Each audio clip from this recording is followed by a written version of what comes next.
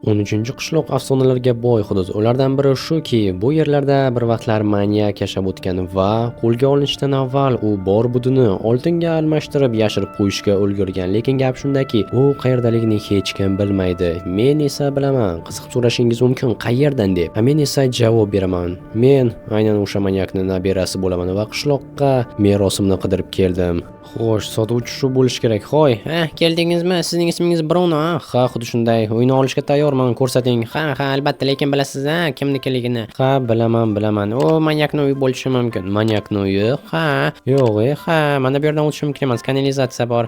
Manyak haqida batafsilroq aytib bera olasizmi? Xullas, bu rayonda manyak yashab o'tgan va hamma o'ylaydiki, unga tegishli deb. Mana shu uymi? Ha, mana bu yerga pochta qutisiga sakring, ko'rishingiz mumkin. Tak, hozir shu ya? Ha, shu bo'lishi mumkin. Ishonchingiz komilmi? Sotib olmoqchimisiz? Ha, shuni sotib olmoqchiman. Menga katta uy kerak. Lekin siz o'zi nimadan kelib chiqib aytyapsiz? Bu manyakning uyi bo'lishi mumkin deb. Gap shundaki, bu rayonning ismi Maraz. Maraz, ha, bu yerda faqatgina yomonlar yashaydi. Qamalib chiqqanlar. Mana bu yerda bomb shisha teruvchi, bu yerda esa katta ehtimol bilan manyak yashagan.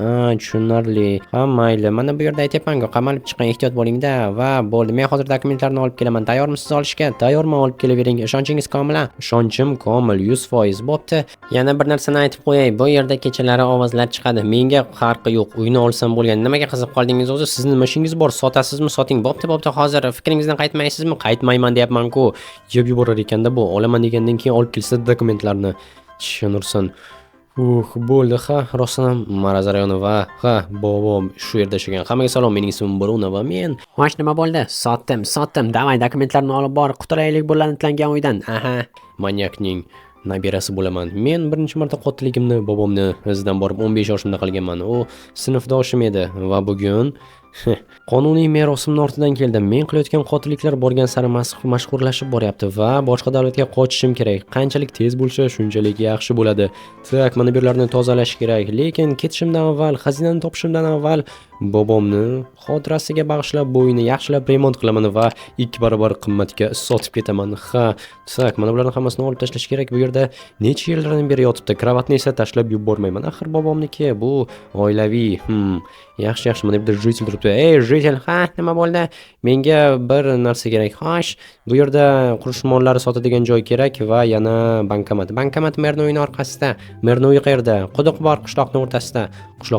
Quduq. Okey, hozir qidirib ko'raman. Mana bu yerda katta yo'l chiqyapti va mana quduq ham topildi. Yaxshi. Hozir esa merning uyini topamiz. Qaysi bo'lishi mumkin? Aniq katta uy. Mana bu mumkin. Yo'q, bu yerda nimadir oshxonaning mahsulotlari. Yo, bunisi mumkin. Tak, ha, toj kiyib olgan bashara o'tiribdi.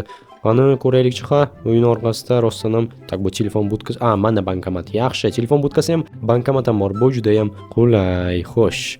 Pul yechib olishim kerak bu yoqqa va tak menga $2 4 bo'lish kerak va bo'ldi. Yaxshi, yomon emas. 4 stak bor.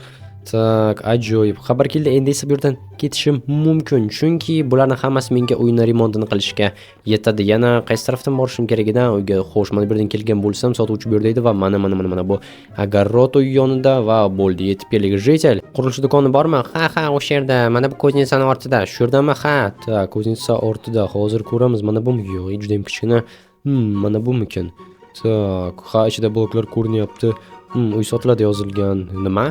Uy sotiladi 3200. Men olayotgan uyim xuddi shuncha turadi. Ha, mayli. Xo'sh, janob sotuvchi, menga deraza kerak. Yarimtalik, ya'ni panellar mana. Yaxshi, necha pul bo'ladi bu? 3 ta izumrud. 1 2 3 bo'ldimi? Bo'ldi. Yana kerak bo'lsa bemalol kelishingiz mumkin. Tushunarli. Xo'sh, yaxshi. Endi esa olish kerak bo'lgan narsalarni olgach, remontni boshlasak bo'ladi. Mana bu yerda institut bo'lish kerak. Xo'sh. Endi esa deraza uchun panellarni o'rnatishni vaqti keldi. Ha, bobom juda ham zo'r manyak bo'lgan. Is qoldirmagan, lekin qanaqasigadir uni tutishgan. Ha, chunki uni davri tugab qolganda kameralar chiqa boshladi. U kameraga tushib qoldi. Men esa bilaman kameraga qanday tushmaslikni. Xazinani esa qidirish kerak. Tushunursan? Nima? Xazina shu xazina bu qishloqda ekanini bilardim, lekin Bruno, men mana hujjatlarni olib keldim. 3000 ga kelishgandik. Ha, 3000 ga kelishgandik. Hammasi tayyormi? Ha, hammasi tayyor.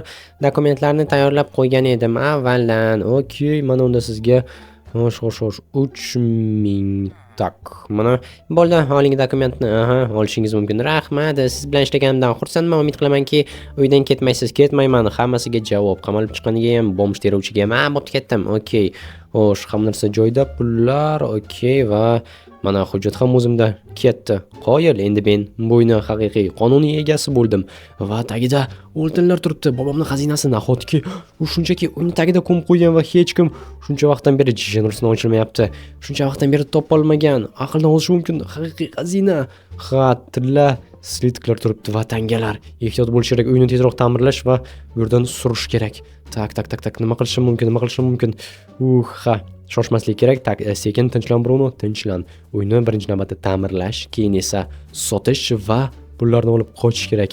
Bu yerda shunchaki podvalning o'zida turgan mana bu oltin yog'och ham emas, g'ishtlarni o'zini hisoblaydigan bo'lsa, butun qishloqni sotib olishga yetsa kerak. Lekin bobom qayerdan buncha pul olgan bo'lishi mumkin? Nahotki o'ldirgan odamlarini pullarni o'g'irlagan. U o'ldirgan odamlarni shaxslarini hech qachon ma'lum qilishmagan, chunki u shunchalik vahshiy bo'lganki, o'ldirilgan odamlarni taniy olishmagan. Ularni shunchaki yo'qoldi deb hisoblashgan xolos va u vaqtlarda kriminalistika unchalik ham rivojlangan bo'lmagan. Afsusun, albatta, o'sishda o'lim jazosi, lekin baribir ham o'z vaqtida juda ham ko'p gazetalarga chiqqan, ishlarni qilishga ulgurgan va men ham uni merosxo'r sifatida faqatgina pulini emas, uni aurasini ham olaman va men yaqinda eng dunyodagi Minecraftdagi nomer 1 manyakka aylanaman. Menga bunga hech kim qarshilik qila olmaydi. Na mer, na sotuvchi, na militsiya va politsiya. Bu yerda faqatgina bitta manyak bo'lishi mumkin va u Bruno bo'ladi.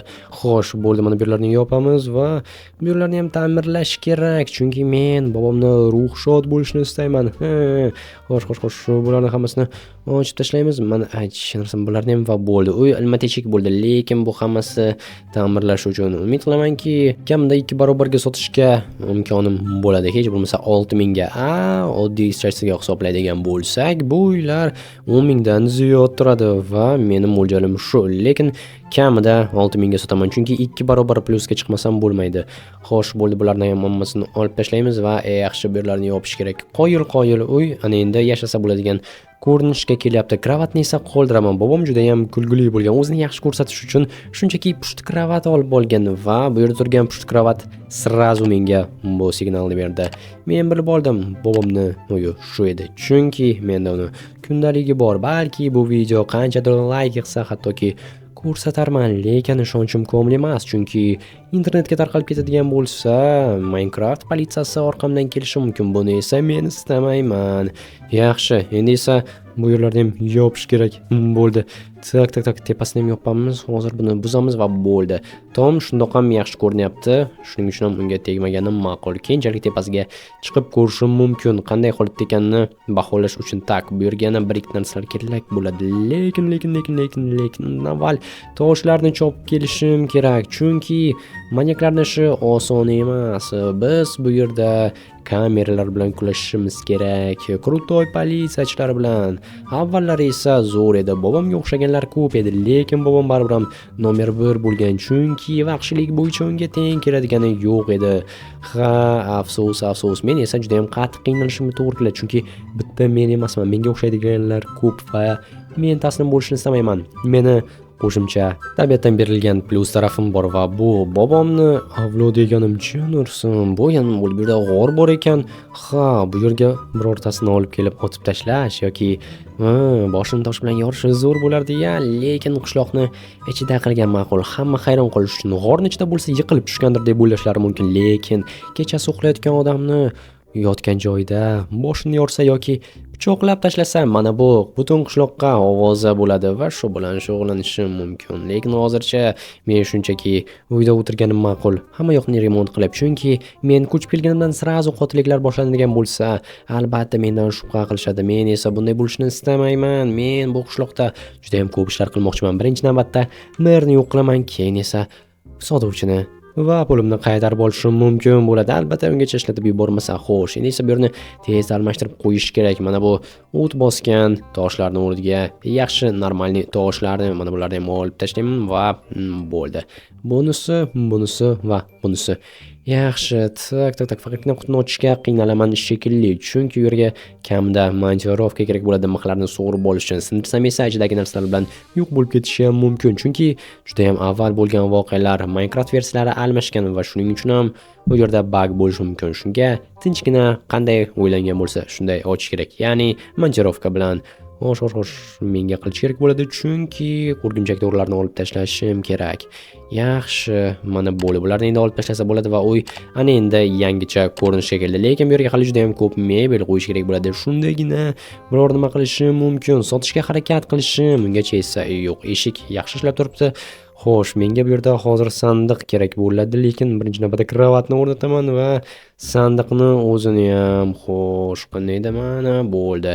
Qo'yil. Mana bu boshqa gap. Mana bu yerda endi bizda chiroyli katta sandiq bor. Shuning ichiga narsalarni tashlab qo'yaman. Izumrudlar, dollarlarim va qolgan narsalar bo'ldi. Bularni esa asta-sekinlik bilan sortirovka qilish kerak. Ha, tak bo'ldi bu yoqqa.